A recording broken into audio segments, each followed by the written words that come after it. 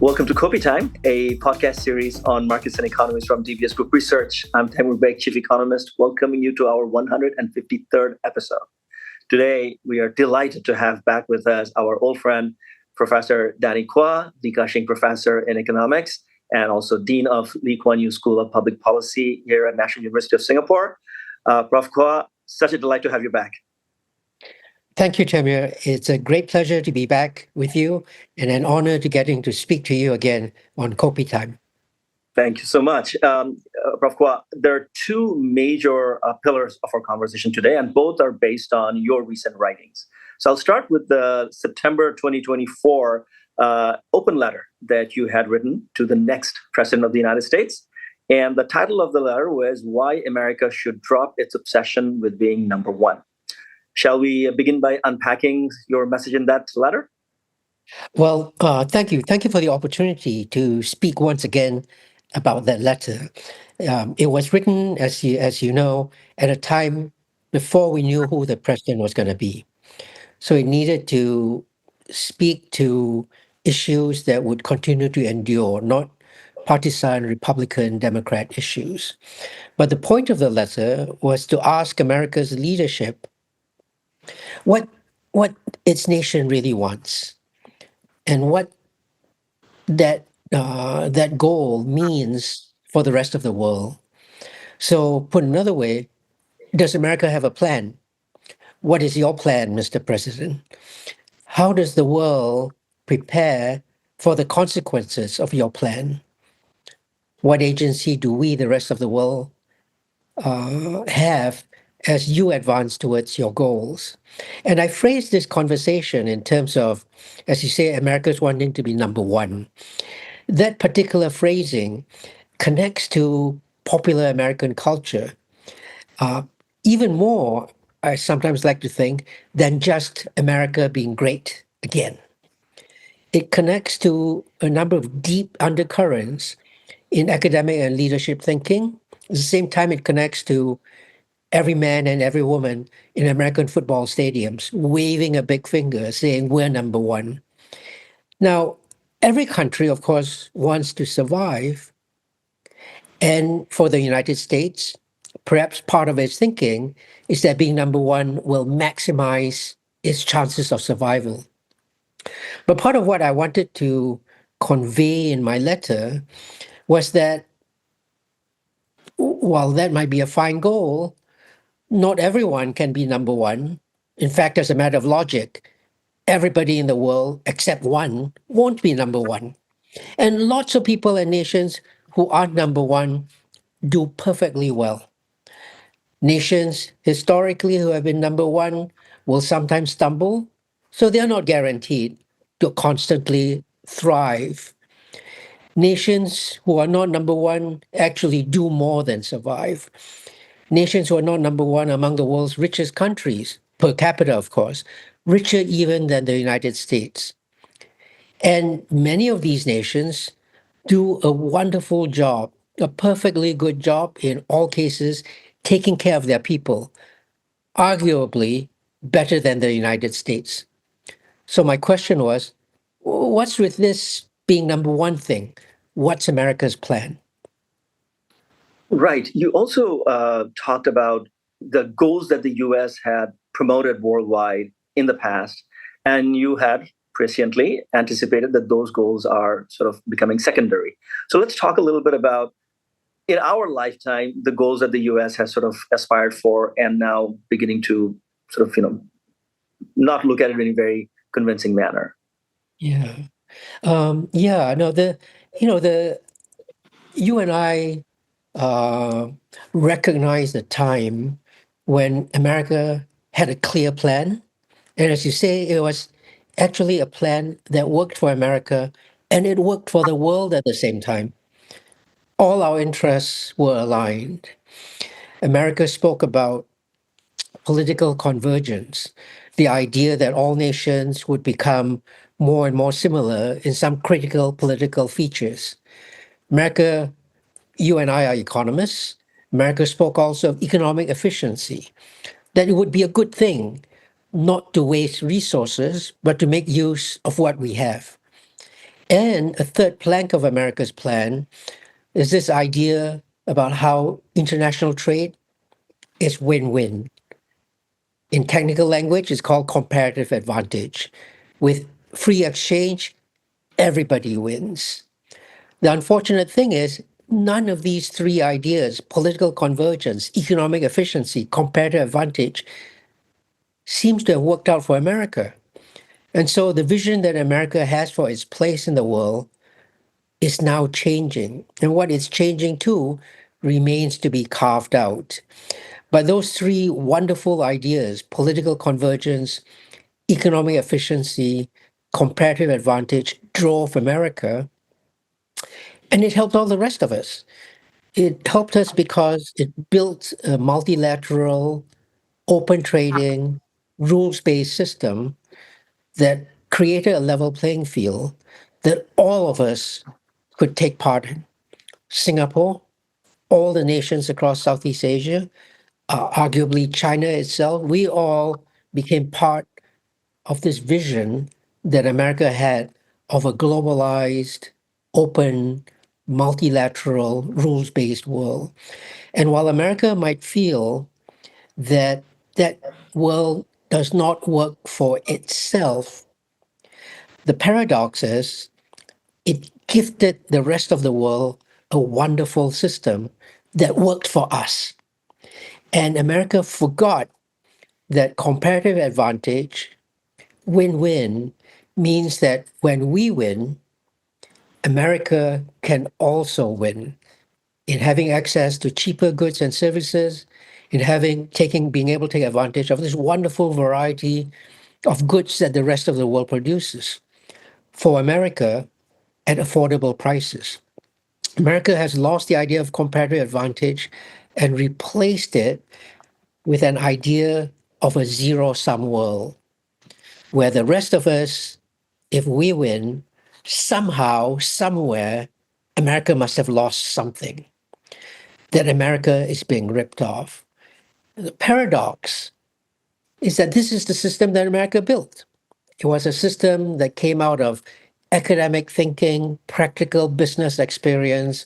It came out of a political vision that would help the world move to a better place. This is America's world. And America's decided it doesn't work for America anymore. I think that is the great paradox that we're working through as America recalibrates what its journey forwards needs to be. Now, Prof. Quah, when we say it hasn't worked out for the US, we're talking about an economy that is the richest on a per capita basis among the G7. We're talking about a country that has led the tech waves in every single cycle over the last half a century. It has the deepest capital markets, the most thriving stock market. So when we talk about it hasn't really worked out, are we really talking about a very specific segment of the population and it is related to income inequality? Is that what we're talking about? Okay, you're absolutely right. America is the number one country in the world by all the measures that you have recited and many more. America is admired by all the rest of the world. What's the sense in which America has lost? America used to be 25% of the global economy. It is 25% of the global economy today. The rise of the rest of the world has not undermined America's position at all in these measures. But you're right that I do think there are some specific dimensions where America feels it has lost ground. Some of it, all of it is very real, but it's also the way in which these problems have been managed have aggravated the situation. So you referred to a number of things. Let me pick up on what you say, and then perhaps also add a little bit more. Inequality, which you mentioned very correctly. Inequality in America has critically left behind segments of America's own population. It has impaired social mobility, and in doing that, it has put up frictions so that the most capable in America are tethered by birth and are unable to rise to take on the tasks where they could contribute most to economic and social progress. So there's great frustration. Not only is their well-being damaged, America doesn't operate at full efficiency as a result of high inequality and social immobility. This creates a domestic unease within the nation. But the way in which this has been aggravated is that a lot of that domestic unease has been channeled one way or another back to the world at large. Remember when I said trade was supposed to be win-win? Many Americans don't see that anymore. What they see is a flood of cheap imports from the rest of the world, China notably, and they see that as somehow they see this wave of cheap imports coming to America, making life affordable, but also conversely, in their view, stealing American jobs, dismantling American industry, turning into ghost towns what were once thriving middle-class American communities. These challenges have been aggravated by a political leadership that has not been able to communicate to the people the good things that have emerged from these developments, but also, notably, have not been able to build social structures that help reduce the pain and smooth the transition for its population. This is a case of where you have different segments of the population, some benefiting, others not. And it's the squeaky wheel that gets the grease. Those who have not benefited from the system but feel they've been disadvantaged are the ones that have made themselves politically pivotal. And so they are moving an entire nation. And that movement of the entire nation is one that unrolls back so much of the progress that that nation has made in its gifts to the rest of the world.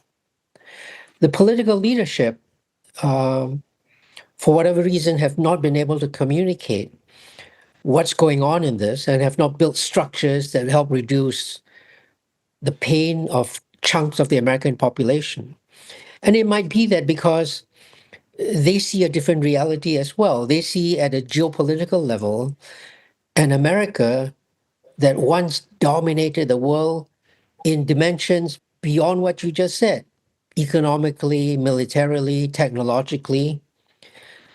But it is an America that discovered that when it builds a system that's a level playing field, that allows others through creativity and hard work to also succeed so that everyone has a fair shot, this America discovered that with that fair shot, others actually did very well indeed on that level playing field.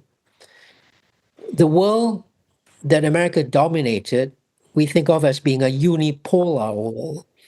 And that world receded from unipolarity to now instead a version of multipolarity, where there are pockets and circles of excellence everywhere across the world, even outside the United States. Now, one would think this is a good thing, that there's technological excellence in China, in Germany, in the Netherlands, in Japan, in Southeast Asia and Singapore. All of this increases an egalitarianism in the world. It makes everybody truly part of the world. But America's perception of this is filtered through this idea that the world is a zero-sum world, and that when others win, that means I lose. And you see this over and over in President Trump's narratives on how the rest of the world has ripped off the United States. There's a huge gap in communications and understanding, and it is not one that is inherently self-correcting. So it's a very unfortunate world that we find ourselves in. Even though it began with the best of intentions for everyone, so much of the world has benefited from the good things in those intentions. But America is perhaps singularly upset with the way this world, in carrying out what it wished, ended up being a world that it was no longer unipolar, single hegemon on.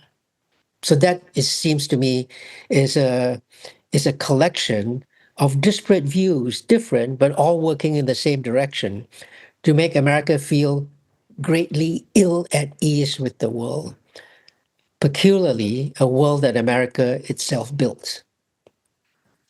Peculiar indeed.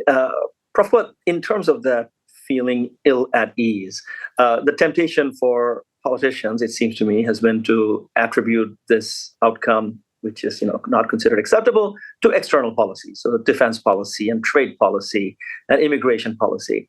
But it seems to me that the real dislocation in the United States over the last half a century has been related to domestic policy. It's tax policy and social security policy and health policy and education policy. I was recently looking at WHO's health adjusted life expectancy metric.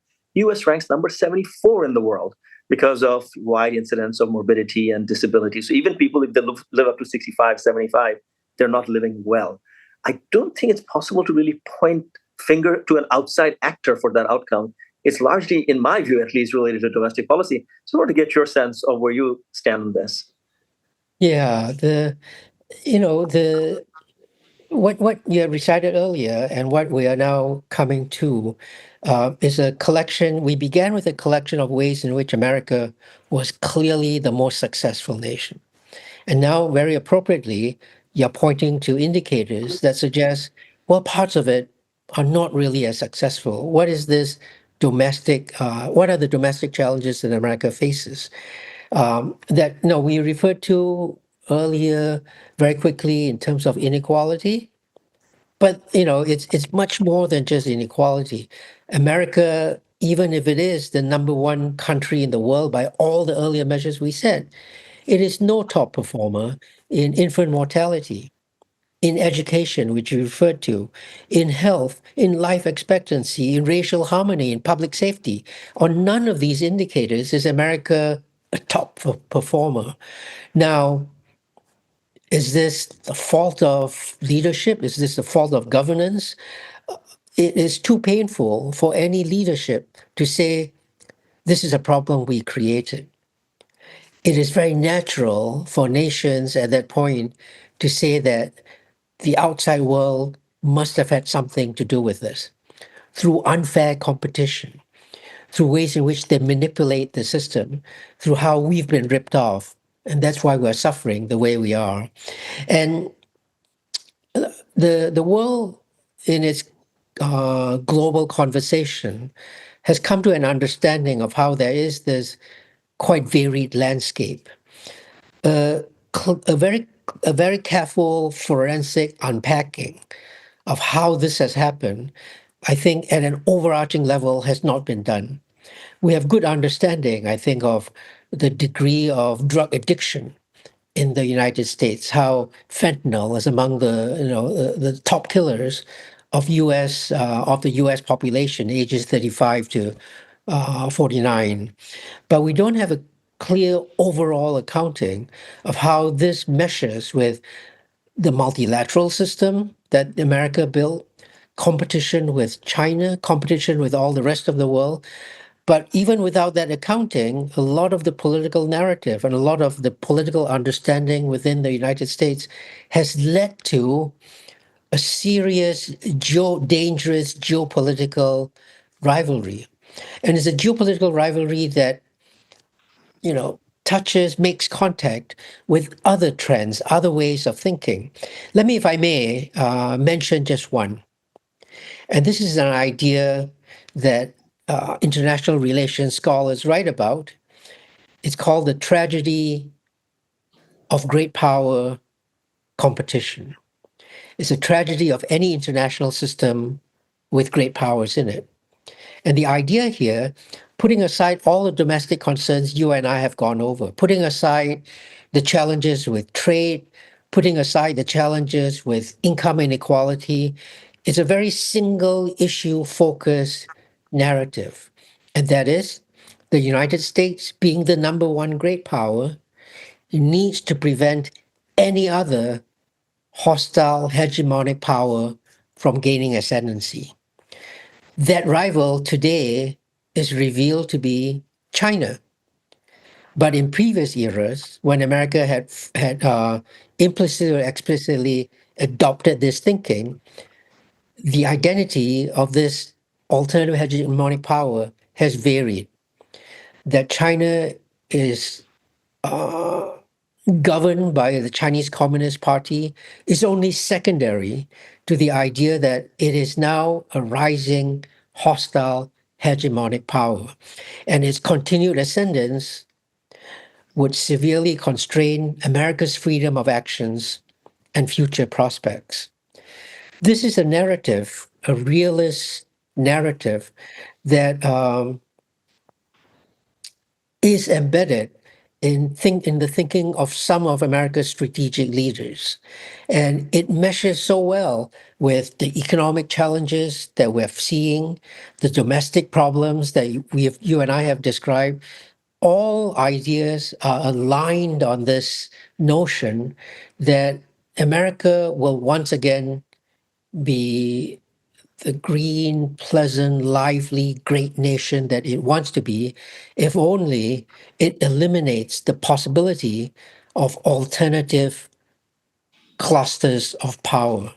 This is a very dangerous way of thinking, but it's aligned now with so much of the mood that emerges from all the other dimensions that you and I have described. America, I feel that the world is in a very dangerous place at this stage because there's so much alignment on so many different fronts on the idea that geostrategic rivalry, geopolitical rivalry is the critical issue of the day, and that fixing it will fix all of America's problems. Of course, both you and I have studied in U.S. education institutions. Both you and I have worked in the U.S. It feels like a very distant world now than it was then. In your letter, you had a few suggestions for the incoming U.S. president. What were they, and are they being heeded to? Okay, so I should be clear. I did not ever expect that America would heed any of these suggestions. I thought that there were suggestions that, for me, were ways to try and see how to align what America wants with what the world needs. And if America continues on this zero-sum, realist, strategic rivalry, China shock narrative, we will never get there. So I wanted to see if there was any way in which we could nudge that thinking towards something that allowed the rest of us in the world space to exercise agency, to move the world into a better place. So let's see what those three suggestions were. First thing I said is that ask yourself, America, what is it that really matters to you? What's your plan? Right? And consider the unthinkable. If you're not number one, what would happen? So I phrased it as saying, if you're not number one, what changes? Absolutely nothing. You will not lose the respect of any of the rest of us. You will continue to be the great economy and you can be the great society that you already are. Everything about you remains completely unchanged. Does that label of being number one really matter to you?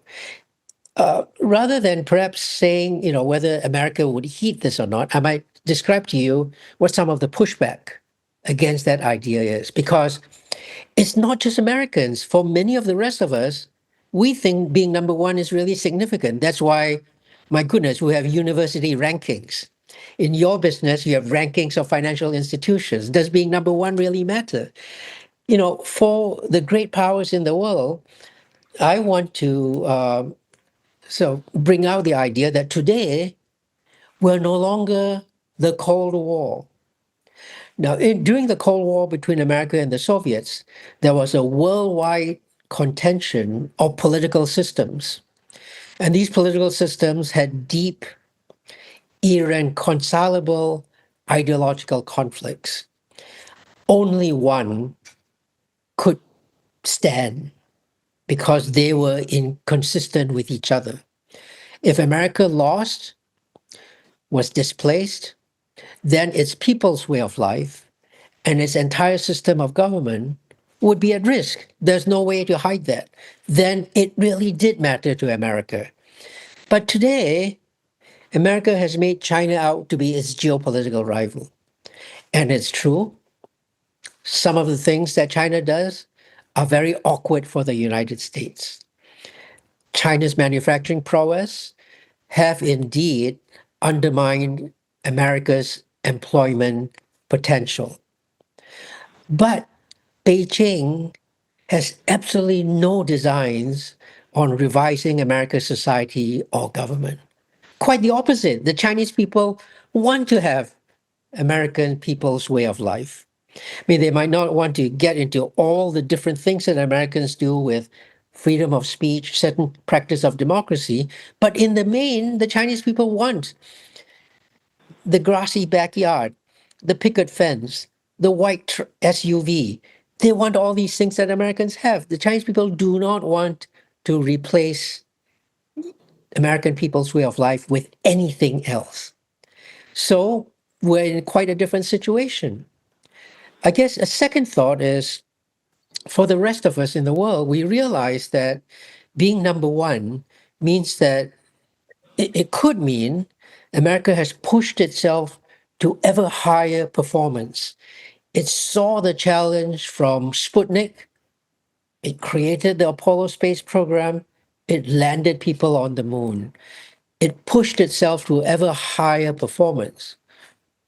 Alternatively, a nation can also be number one by simply keeping others down. Instead of improving yourself and lifting performance, you spend all your energy keeping others down. So, you know what, America, for the rest of us in the world, being number one is not as meaningful as it used to be now because we see the games that America is playing and we don't think this is a good way to be number one. And being number one has the very unfortunate, unintended consequence of making the world automatically zero sum. If you're number one and someone else wants to be number one, they can only ever be number one by displacing you. So they win only if you lose. This makes for a 0-1 binary view of the world. And it's not helpful in a world that desperately needs global cooperation on climate change, on energy transition, on battling the world's pandemics, on regulating artificial intelligence and making sense of modern technology. In a world that needs cooperation, having a 0-1 binary view of the world, having a view of the world that says that someone else wins only if you lose, does not make for any cooperation. And so this is a particularly bad time to be trying to be working so hard at keeping to number one. So I said that it was not helpful to be so obsessed with number one. Moving away from this obsession with number one, here's a win-win idea. China can be economically successful. America can be economically secure. There's no contradiction between those two, but we have to work to get there. Focusing on being number one does not help that kind of a collaboration. I said, I went over ground that, Tamara, you and I have gone over, which is that beyond being number one, America needs to take care of its own people. And the way it's performed in many of these social indicators that you and I have described, inequality, social immobility, health, racial harmony, literacy, life expectancy, infant mortality, drugs, addiction, it's not number one in any of these, and it's neglecting the well-being of its people by chasing obsessively being number one in the world. It's leaving out the unfortunate, the weak, and the vulnerable. And by constantly focusing, finally, the third thing I said to them was that by constantly trying to be number one, you are ill at ease in the world. You cannot feel comfortable in a world that seeks to compete with you along lines and rules that you have told the rest of us to do. Competition, market-based competition is how we all improve. You told us to do that. But if you are constantly obsessing about being number one, never allowing others to get ahead, having a zero-sum view of the world, you are undermining the best thing you have actually gifted to the world. And you are reducing the well-being, you're harming, damaging the well-being of the world. So I said those three things to them. And, I think you and I, being sensible people, we would say, oh, those are things that I can imagine any successful country would want to do, not least a country that has already shown the world how, by emulating it, by being attracted to it, by admiring it and wanting to be like it, you can be successful. But in this obsession to be number one in creating a zero-sum narrative on the world, America has undermined its own strongest advantage. This is what I said. I don't expect anyone to listen to me in that kind of an exchange, but I think it seems to me to be a narrative that makes sense. Of course, in the core of those observations, I think there are some testable predictions. One is that, if you do have a very insecure superpower, you will see a lot of policy volatility because it will decide to do one thing today and change its minds tomorrow. And I think that's what we're seeing playing out in the last 3.5 months since Donald Trump came back to office. I was in Washington, D.C. a few weeks ago, and I noticed that this is the, Christmas time, basically, in perpetuity for the lobbyists of America. You have the pharma lobby constantly lobbying for tariff on pharma to be taken down or at least put on a temporary hiatus. You have the same kind of lobbying going for the electronic sector, and the steel sector is lobbying for even higher protection and higher tariff. So everybody is out for themselves. This clear rules of games that were in place of doing business are being replaced with complexity and uncertainty and all sorts of rent seeking because one basically looks at the administration as one would have to engage on a bilateral basis, bilateral by which I mean sectoral or company by company. And that just creates a lot more distortion. So what's your sense? I mean, we've had quite the 100 days of Trump. And so your observations. It has been quite a ride. You're right that we should be experimenting to figure out the best way to do things. A great economist, Robert Lucas, once said that, large-scale social experiments of the hyperinflations and similar, and I suspect he would think of what we're going through now as one of those large-scale social experiments, are best viewed from a distance. Other people, if they're going to experiment on this, other people should leave us out of it. Tell us when you've got an answer, good answer, because as we're going through this process, a lot of harm is being done. There's going to be a lot of scarring. Businesses are going to go under. Ordinary people are going to suffer terribly. There's jobs will be lost. And, as Trump said, well, we've gone from a world where he promised immediately after the election, America would have the strongest economy in the world, to one where now Americans might have to make do with only $2 rather than 30 at Christmas. That's a kind of experimentation that is not, it does not seem to me clear that it is directed and advancing. There is, you said correctly that as economists, we want to be open to the idea that there are experiments to move us to better policies. That's absolutely right. But we also don't want to read into sheer randomness the idea that there's a cunning plan. There's an observational equivalence for a large part of this, and we need to wait a bit before we attribute to it that there are good things that are going to emerge from this.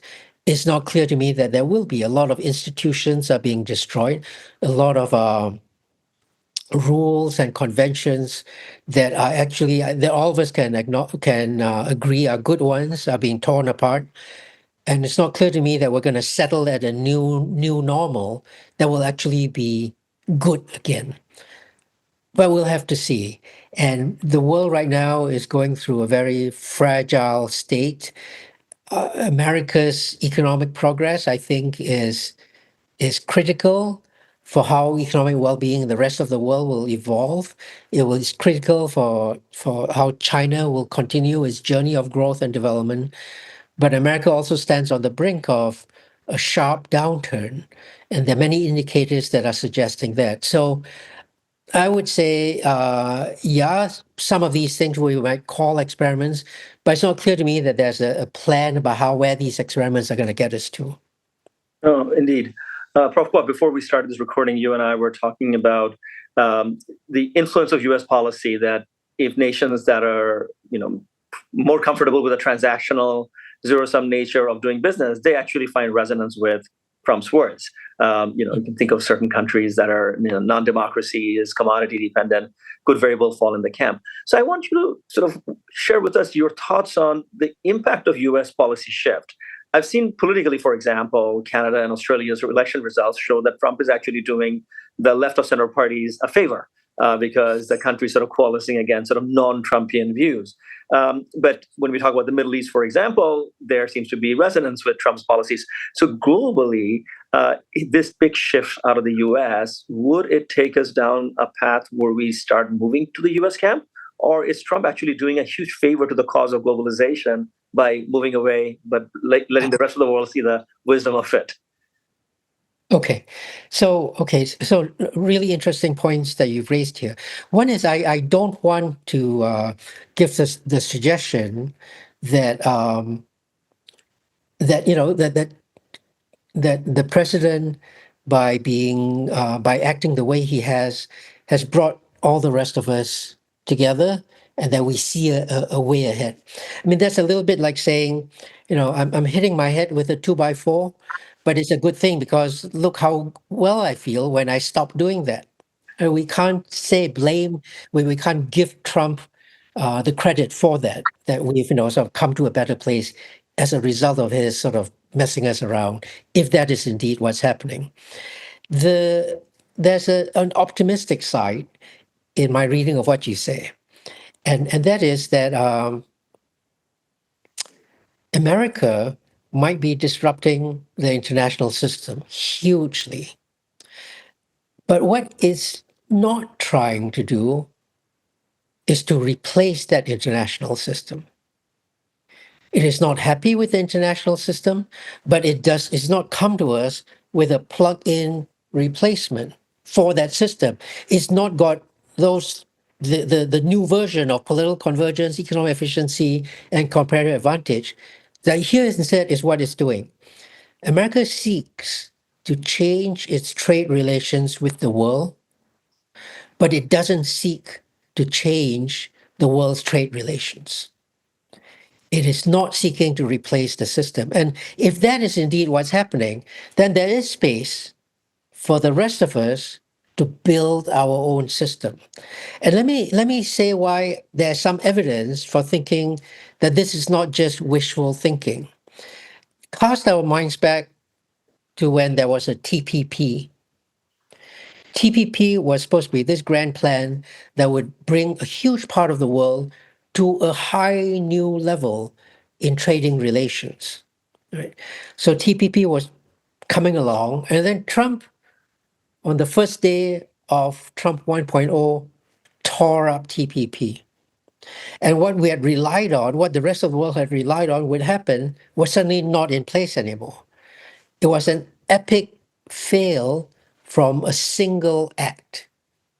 But we were hoping that single act destroyed a lot of what had been built to that. So TPP no longer existed. But remember what happened after that. Japan and other like-minded partners said, well, there's a lot of this that has been torn up that's actually quite good still. So let's make CPTPP. Right? So let's the rest of us go off. America has decided it doesn't want to be part of this. Let's the rest of us go off and see what we can make of this. And CPTPP came into being. And remember what happened. Trump did not say a single thing about CPTPP. It did not want TPP, but was quite happy to let Japan and other nations continue with a CPTPP. It was trying to change its trade relations with the world, but was not trying to change the world's trade relations. And that actually gives us some hope.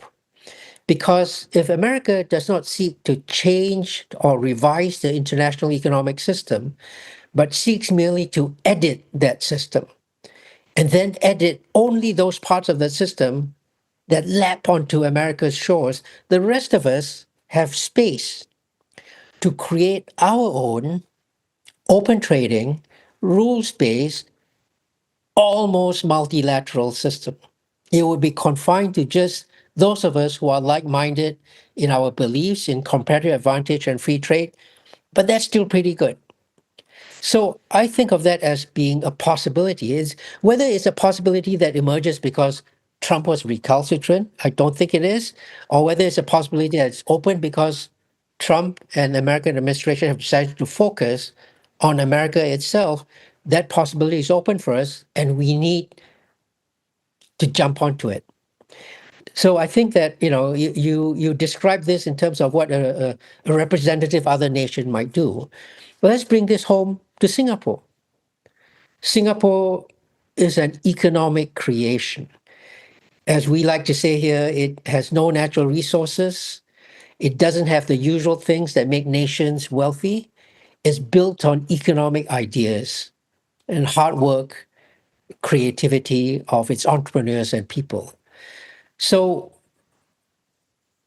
Singapore's continued success relies on the kinds of economics that has benefited it for the last 60 years. There's an open trading system, globalization. Singapore is small. Like all other small countries, it will always produce too much of what its people are good at and not enough of what its people need. It has to have trade, and it has to have trade, and that trade can be open to it, even without the United States. As long as we recognize that America, for now at least, is not seeking to create an international system in its own image, it only seeks to control that part of the international system that comes into contact with it. And just to hammer home that point, today, if you count up all the world's national exports, America imports 13% of that. America is still a very big consumer in the world. It used to be much bigger. If we were no longer able to export 13% of what the rest of the world produces to America, it would be very painful for us. But we would live. We would be okay. We would trade with each other. We would create new ways in which the rest of us can collaborate. And America would be off by itself. It would want to control everything that it comes into contact with. And whether that means it shrinks back into a continental entity that, as my friend Graham Allison likes to say, surrounded by friends to the north and south and fish to the east and west and nothing else, well, that might be the world that we need to move towards. And I don't think that it'll be a poorer world. It'll be a world where it's harder for us to get certain things done, but it's a livable world. A global economy minus X, where X equals the United States, is one that we might want to start to imagine. And we see this already in many institutions that have been built up. There is something called the MPIA, the Multi-Party Interim Appeal Arbitration Agreement. When America decided that the appellate body at the World Trade Organization was no longer something that suited America, America worked in such a way to prevent the appellate body from becoming quarried. So the appellate body, which judges trade disputes between nations, can no longer operate. Now, in a world where America is truly central, that freezes trade throughout the world. But what 16 nations did in 2020 was that they got together and they said, let's set up a replacement for that. Let's call it MPIA. And moreover, let's situate it within the WTO. The MPIA sits within the WTO. And what it does is it does arbitration of trade disputes. It did it originally for the 16 who signed on. Today it's now 55. That's still only about a third of WTO's 166, but it's getting things going. So I think of this as ways to build pathfinder multilateralism. It's no longer multilateralism as we knew it that America gifted us, but it's a way for small groups to slowly emerge and surface vehicles, platforms where we can cooperate. And that might be the world we move towards. So, like you say, Trump has done these terrible things to the international trading system, has disrupted the world's geopolitics, and there are lessons we need to take away from that. For me, the critical lesson is not appeasement, not going to America and saying, you want this, let me do it your way. Not retaliation, do like China. America did this, we're going to hit back against China. But there's a lot of space between appeasement and retaliation. And that space gives the rest of us room to be creative about how we engage with each other in the world. So that's what I think of as the optimistic side of this description. Oh, I like it very, very much. And like you, I've been thinking about this to your point of, high 80% of global trade being non-US. So we are calling it TOTUS, TOTUS, trade outside the United States. And Excellent. to us, the TOTUS world is not just a very high chunk of trade, but 96% of global population, 75% of global GDP by market prices, and 85% of global GDP in PPP terms. So yes, Prof, I think that leaving the door open for the US, hopefully the US will, change its mind at some point. But even if it doesn't, the world needs to go on setting their own rules. Now, some of the things you just said, Prof, I think I saw echoes of that in an article that you published, or rather, working paper. The last version is from last month. Correlated trade and geopolitics driving at fractured world order. So I think some of the things that you already talked about are embedded in the paper, but maybe if there's some stuff that we haven't talked about, some of the insights from that paper. Sure. Well, thank you for bringing attention to that paper. I actually just got the manuscript proofs for that. It's coming in the volume that Danny Roderick is a co-editor on. So what this paper does is it treats many of these issues that we've discussed maybe in a slightly more directed, economic-focused, technical way. And what it says is that for the longest time, we have thought that economics was the glue that holds the world together. Because you and I, we've studied comparative advantage, we've seen the world become more integrated, and we know how more prosperous the world is as a result of that. And the question that you and I would ask, and other economists would ask, is why would anyone turn their backs on this? Right? Economics is a glue that keeps the world together, no matter what else happens.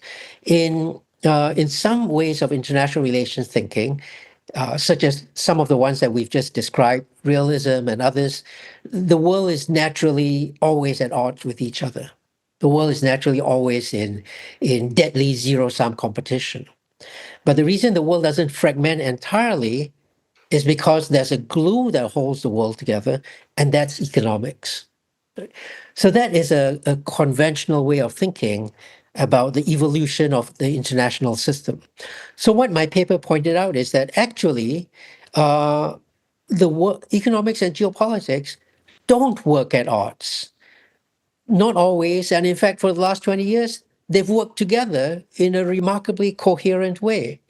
It's not been a world where great power politics threatened to fragment the world and then economics kept it together. It's the opposite. Over the last 80 years, was the beginnings of the international trading system. People began to see how trade would benefit each other, and there was a big movement to create these great trade institutions, WTO, and before that, GATT. America was for a long time suspicious of this. It sat outside GATT.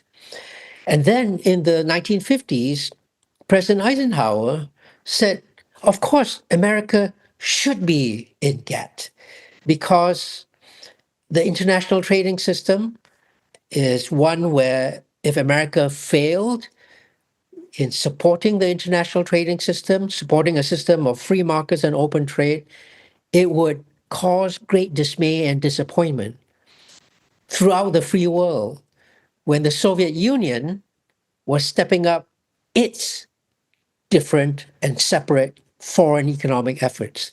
The Soviet Union, remember, was against free trade and open markets.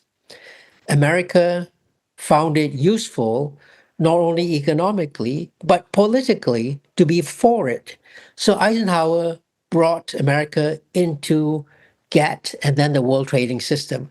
So 80 years ago, at the beginnings of the modern international world, geopolitics and economics weren't working at odds, they were working together. Now, I said that actually, in contrast to what the popular vision is, for most of the last 80 years, economics and geopolitics have worked together. Okay, so that's how it was at the beginning of this era. What about towards the end? Well, towards the end, geopolitics has once again started to pull the world apart. But now economics is also pulling the world apart. This does not contradict IMF's and your and my calculations about how trade is good for the world. It is that economically, many nations have come around to the view that trade can cause high inequality, can be destructive of my domestic industry. And unless I am prepared to put effort and energy into it, it will dislocate my domestic worker population. This you and I would think of as creative destruction. This is the forces of competition. This is how the world has always been. But nations in the world have moved to a point where they've convinced themselves that China's manufacturing prowess leaves them no recourse because they cannot compete with China anymore. So bizarrely, the world of globalized trade with China in it and the sort of the lack of care that so many governments in the world have applied to taking care of their own people means that the forces of trade are now also pulling the world apart. At the beginning, both economics and geopolitics brought us together. In the last few years, economics and geopolitics are both threatening to tear the world apart. So, unlike a world where trade kept the world together, and evil geopolitics that tried to pull the world apart was bad economics. We had to keep it in check. Actually, the reality is trade and geopolitics are correlated. Hence the title of my paper, Correlated Trade and Geopolitics.